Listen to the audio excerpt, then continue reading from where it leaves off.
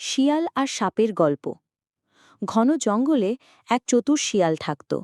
সে খুব বেশি শক্তিশালী ছিল না, কিন্তু মাথায় সবসময় বুদ্ধি খাটাত। একই জঙ্গলে থাকত এক বড় কালো সাপ, যে সবাইকে ভয় দেখিয়ে খাবার কেড়ে নিত। পাখি, খরগোশ, এমনকি হরিণের বাচ্চারাও তাকে দেখে আতঙ্কে পালিয়ে যেত। একদিন সাপ নদীর ধারে একটি হরিণছানা ধরে ফেলল। ছোট্ট হরিণছানা প্রাণভিক্ষা চাইতে লাগল। তখন হঠাৎ শিয়াল সেখানে উপস্থিত হল।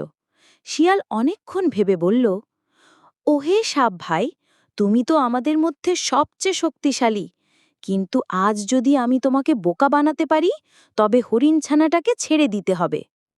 সাপ হাসতে হাসতে বলল, তুই আমাকে বোকা বানাবি?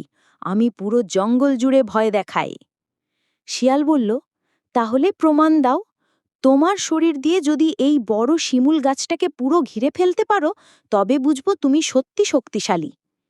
সাপ অহংকারে রাজি হল।